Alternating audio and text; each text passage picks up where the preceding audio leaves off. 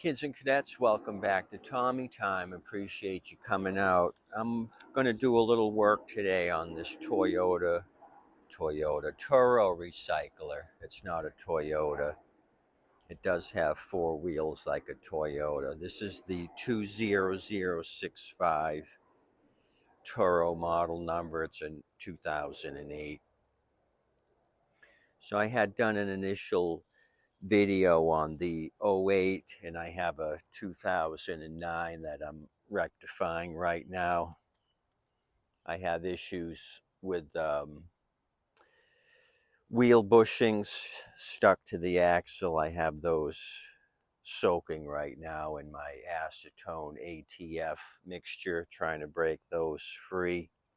If that doesn't work, I'll just put a couple of used axles on the wheels for this thing. So this thing had a crack in the gas tank. I put a tank on it. The other issue was the front wheel drive here was giving me issues. The axle was jumpy, and it actually wore out one wheel here due to the play of the axle. It'll wear out the plastic gears. So that's an issue. So I've started to disassemble this thing. It's important if you have two rusty bolts. These bolts hold the adjusting tab to the frame. This thing here. Those two bolts mount to the frame. You got to make sure your adjuster here is free and clear, because you have to move the adjuster to have access to the head of the bolt. If this is all rusted up and not able to move, you're not going to have access to the heads. So the day before you want to start your project, make sure your adjuster here is free and clear. Otherwise, oil it up with some deep creep or some PB Blaster, aka Moose Piss. Lube this thing up so it's able to rotate like so. The other thing is, these two nuts here aren't bad, but I've seen them where they're so rusty because these face the underside of the deck. It's moist under there from wet grass and whatnot. These will end up rusting into a round nut. So you want to make sure you're able to get these off. These are 1/2 inch. So what I end up doing,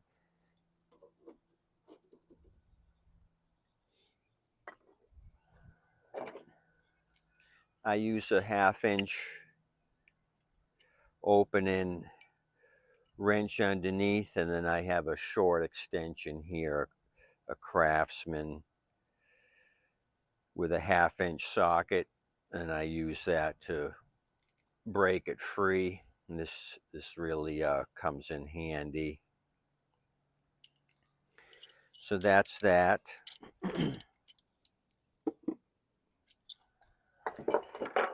So I actually have a dead transmission on my tailgate. Let's move over to the tailgate and we'll discuss how to take this whole assembly off.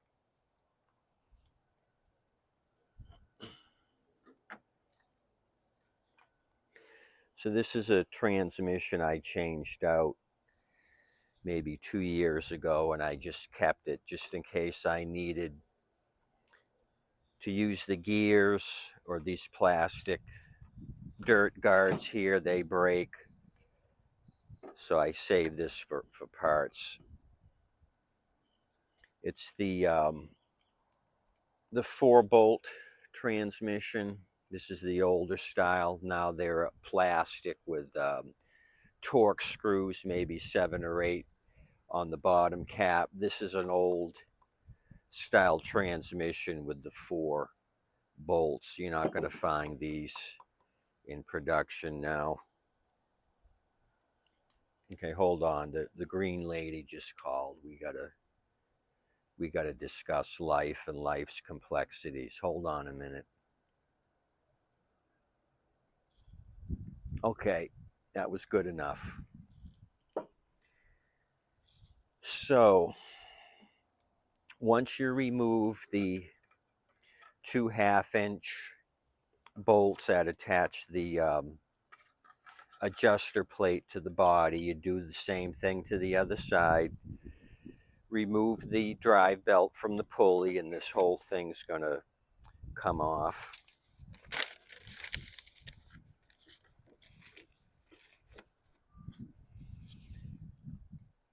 So if you can leave the transmission in place, you'll most likely do the job, and leave the transmission. You're just going to concentrate on changing out the bearings and retainers. So there's a C-clip here on the end. I had already moved that. I think I dropped it on the ground. But there's just a small C-clip here. You just take a pick or a screwdriver and just pull off that C-clip. Okay, here we go. I think this is it. No, that's not it. That's from another project. Anyway, well, that's a screw up because I'm going to need that thing. Well, let's move you over to this side then. We'll just start from scratch. I think I just heard it fall. Oh, that was something else. So let me get organized here. It's time to get serious. So here we are. Let me try to bring you down so you can see what's going on. I'll try not to kick you in the head. So you got your C-clip here. So it's imperative that you don't lose this thing. So sometimes I'll take a small screwdriver and just tap it gently and try to cup the end of it with my hand so I don't lose it.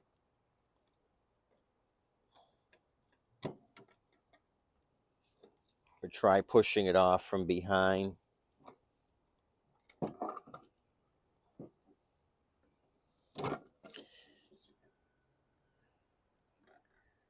So like that. So what I do is I'll put all the parts in a row here, how they come off, so when I put it back on, I know what order to do it in. So there's a spacer here. Grab that off. It's got a little notch in it for the keyway type notch.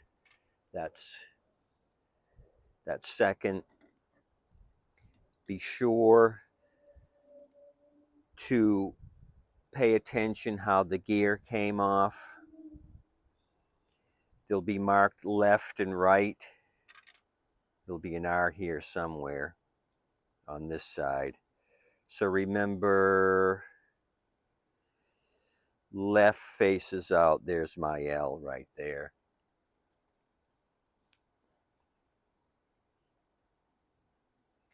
LO, L out, if you want to remember LO, low. L is outside. So that goes down. My little keyway fell off. I'll show you that in a minute where that goes. That keyway goes in the notch here, and there's a little spring. Be careful not to lose the spring as well.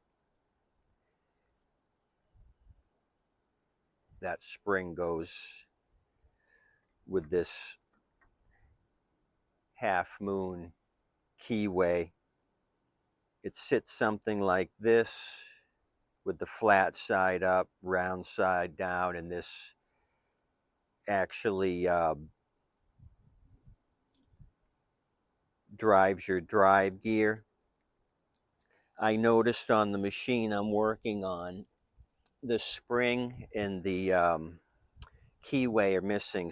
Harvey, the homeowner, took part of a screw, cut it off, and threw it in the hole here to try to get the thing to work, something like that. So the machine I'm working on is butchered. I need to salvage these for the to get the job done. So don't forget your dirt guard here. That comes off. And another washer that comes off like so. And another C-clamp. So I'm just going to pull up on this like so.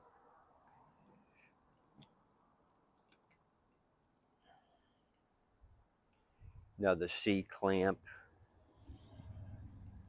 I don't think the other side had double C-clamps, but this side does. So two more flat washers with the notches. Put that down like so. And then the whole assembly can come off. So we got a clip here that needs to come off, and this whole thing will separate. And there's my bad bearing right there. So I wanted to show you how bad the bearings can get. Here's one from another machine that I rectified. You can see the big gap here, how worn out this thing got. Look at all that play. This thing was ready to disintegrate. There's bearings in there, but they're all worn out, and I don't think they make these very good, these bearings. I think they're kind of cheaply made. They're not made to last a lifetime. They're kind of cheesy in my opinion. So you could actually do this job without removing the retainer. The retainer can stay. All you've got to do is pry out the old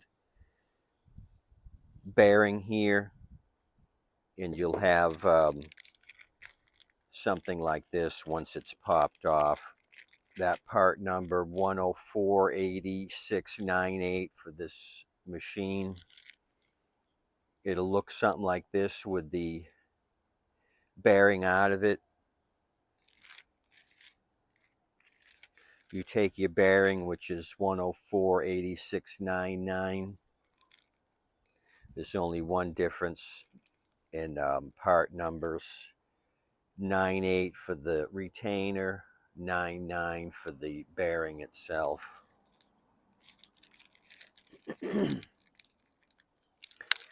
So it'd be helpful to have a vise or a press, because this has to be pressed in. You could put this in a vise between two blocks of wood so you don't mar anything up.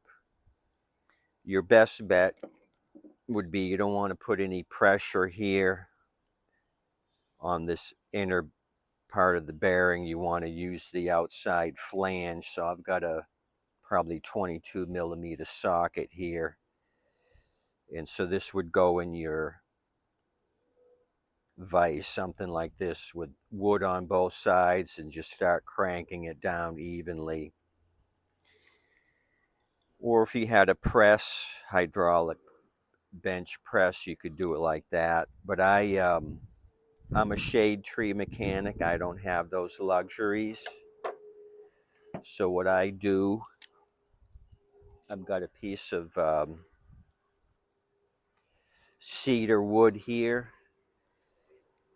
So what I'll do is put the retainer down, line up my socket, and then start tapping on the socket. I'll do this on the concrete, not the tailgate, to give me some solid surface, and then just tap this into place. That's how I do it. That's the shade tree way. If I had a real garage, I would use a vise. That way it's evenly squeezing it together, or a bench press. Go something like this, and you crank the hydraulic press down, and then compact this, press it into the retainer. So that's that. That's how I would rectify that. So I've already done it for the machine I've worked on. I used a used um,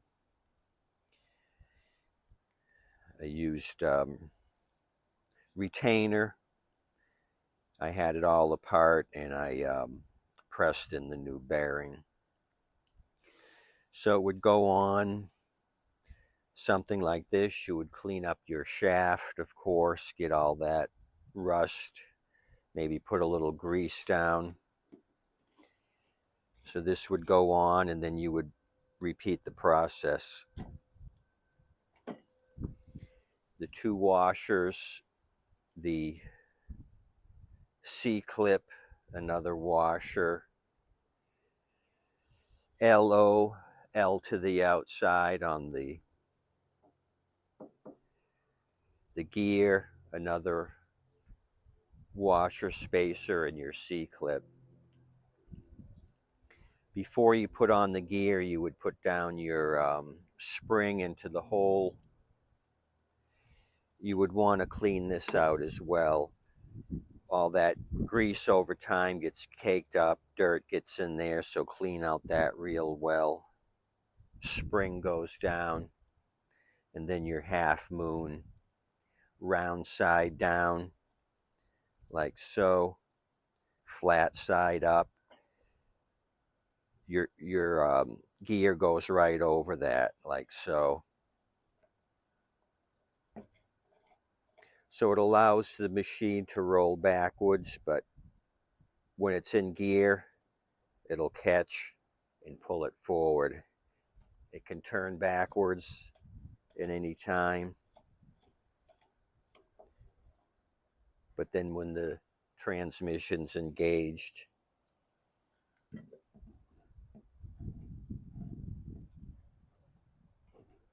it catches.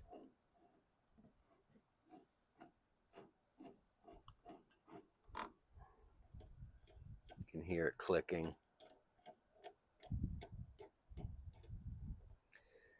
So that's basically the story on that. I just use Bill's place because he packages 2 bearings and 2 retainers in a kit. You can buy it on eBay for $19.99, something like that. Like I said in the first video, if you buy these 4 things separately, I priced it out. It's more money than 20 bucks. So I just let Bill do it for me. www.bills-place.net. I want to meet Bill sometime. I'm sure he's a good guy. So I've got a box of retainers and bearings for future projects. So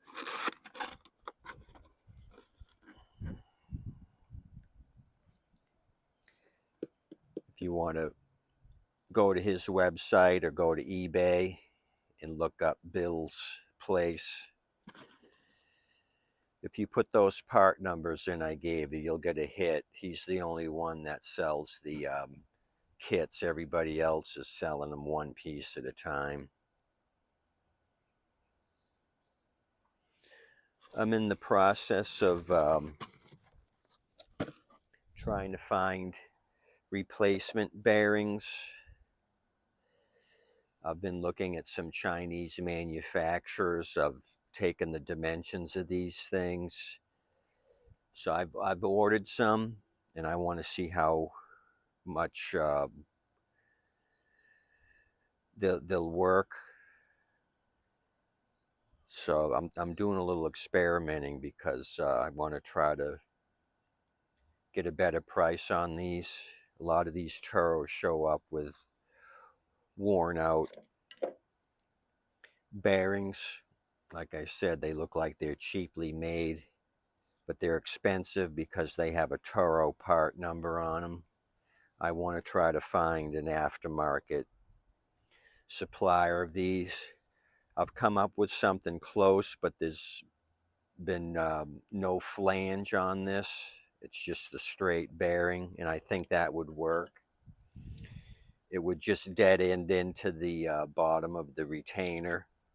I don't think I really need a flange here other than when I'm pressing it in, it makes it easy having that flange, that lip, to have my socket make contact with it. So I'm still looking around. If I come up with something, I'll let you guys know what I've come up with. I'm also going to try a local manufacturer or supplier. He's got hundreds of thousands of bearings in stock. So I talked to him on the phone. I told him what I was looking for. He says, I don't care about what the Toro number is. I need the dimensions of the bearing. That's what I go by. He said, I've got so many bearings, it'd be impossible to cross-reference every manufacturer and their applications. He says, bring me in a bearing. I'll measure it. I'll look in some catalogs and see if I have something in stock that will mimic your bearing. So I'm going to wait to see what comes in from China. If that doesn't work, I'll bring these two items into this local supplier and see if he can match me up with something. But he might want $10 a bearing, the local guy, so I got to also consider the pricing, if he can get them cheap enough. Otherwise, this guy is going to keep getting my business. Not to undercut you, Bill, but I'm always looking for a better deal. So they actually have the part number stamped on it, made in Taiwan, with the part number.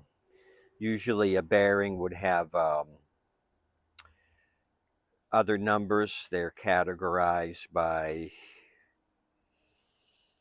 if they've got double plastic on either side. If it's a flange bearing, there's so many types of bearings: ball bearings, roller bearings. So I kind of find it ironic that there's no international bearing number on here. They use the Toro number to prevent you from doing any backtracking to try to figure out where these came from. So I think that's all I got for you. Just wanted to show you an up close on how to get the whole assembly off.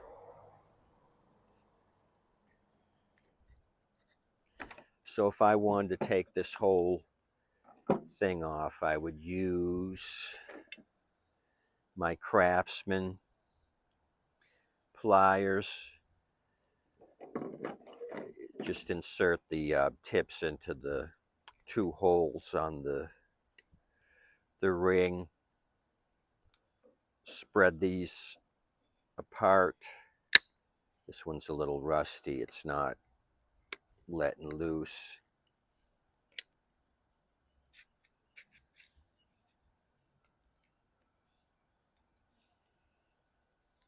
Something like that. Lift off. This comes off, and then the tab comes off. Make sure you put it back the right way. Something like that.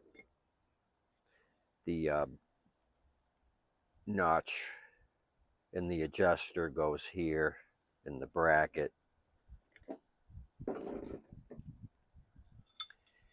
That pops right off, and here's your retainer. So this is the one I did for the machine I'm working on, the 20065, which is a 2008. So another thing to help you along is I bring the tab down here so it's not up here on these. It actually puts pressure on the tab and it makes it a little harder to get off. So I bring the tab all the way down to the bottom, like so.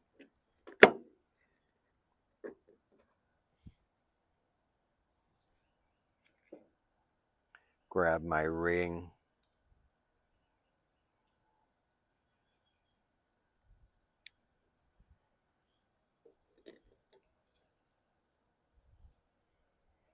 Try to do it where you can see it.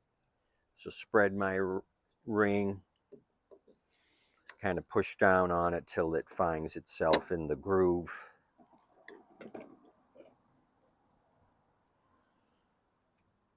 It's not quite in yet. You can see it's sticking out a little bit. So maybe a screwdriver, give it a push till it finds its channel.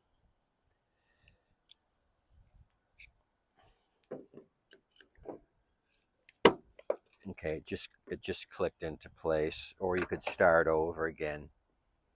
Put your pliers on it, spread it some more, and then push down on it. So it's in. Then you would put this back on the axle, and then go through the motions. When you're doing your bolts here, just keep shifting this around. Do one bolt into the frame and then just move this around so you can get access to the second bolt. You're not going to be able to do two at the same time. You got to move this bracket around, do one and then do the other one. Keep rotating this. Hopefully that was helpful for you guys. Just set up your parts in order the way it came off. Now the other side, I believe our faces out, something like that. So just pay attention. I believe each side is different because the inside of the gear is machined a certain way to catch your clip here, your half moon. So just pay attention the way this comes off. It's marked left and right. I believe the other side, when you do the other side, the R will be facing out. There's the R right there under a bunch of junk.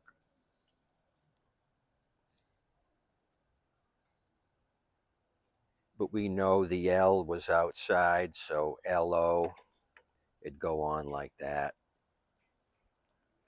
That's basically all I can show you right now. I'm going to go back down here and finish up this job. Finish this one up. As always, appreciate you coming out to Tommy Time. If you've got an older recycler like this, The 20065 is an 08. It'll have this style retainer with the clip here, and these bearings are all the same.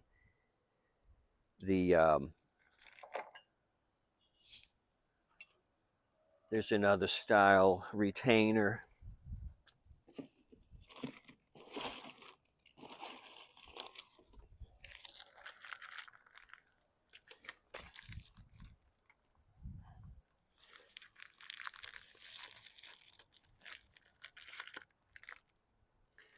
which actually threads in, but the bearings are the same number. This is the retainer number 1089779 for this threaded style.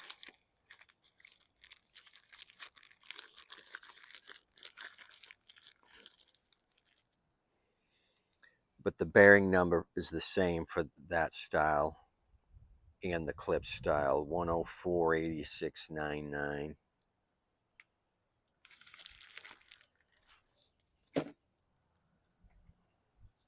Have a good day today. Tip your waitress and wait staff. That's all I got for you. Hopefully this was helpful. Maybe it wasn't. A little disorganized there in the beginning, but I think we pulled it through. Have a good day today. Come back and see me. Have a good week.